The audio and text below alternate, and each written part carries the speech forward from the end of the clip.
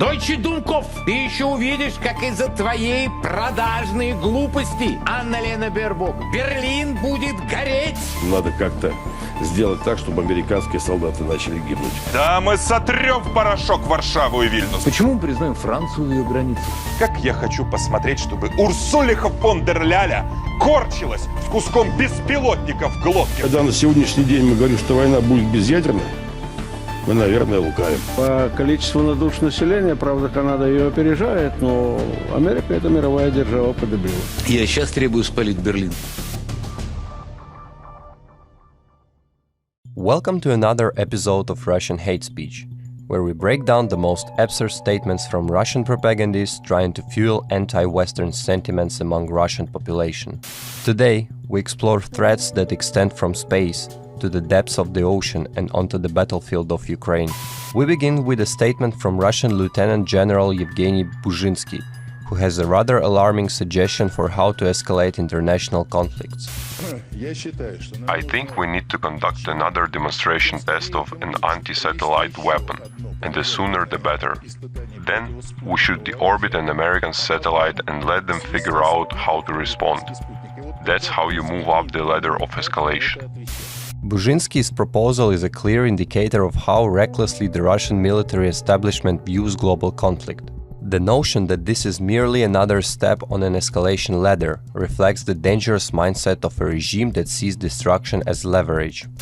Next, we turn to the ever-provocative Vladimir Solovyov, who once again takes his rhetoric to an extreme. This time he threatens the British with the Russian nuclear torpedo Poseidon.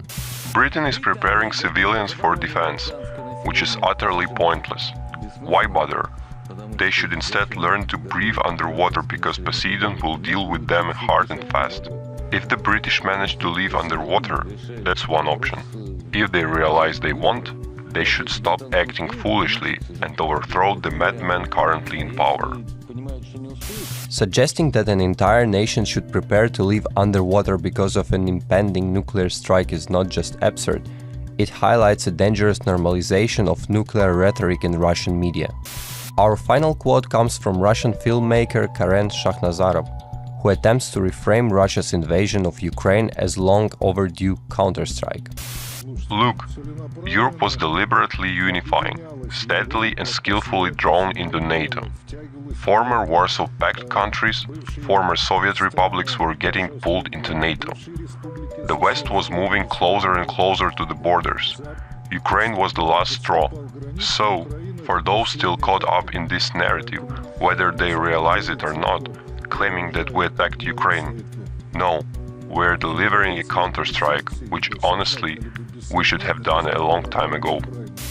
Shakhnazarov's attempt to justify the invasion of Ukraine as a counterstrike is a classic example of Russia's revisionist narrative.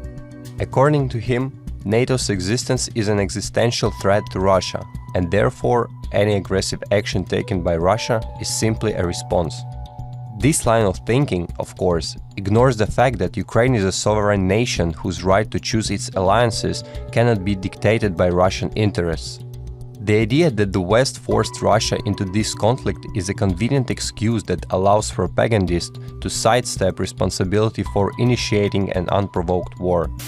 In today's episode, we've seen how Russian propagandists continue to escalate rhetoric, distort facts, and frame their aggressive actions as defensive measures. Whether it's threat of satellite destruction, nuclear annihilation, or rewriting the history of the invasion of Ukraine, the common thread remains clear: shifting blame and maintaining an image of victimhood while pushing an agenda of hostility. Thank you for joining us on Russian Hate Speech, and be sure to tune in for the next episode as we continue to unpack the dangerous and deceptive words of Russian propagandists.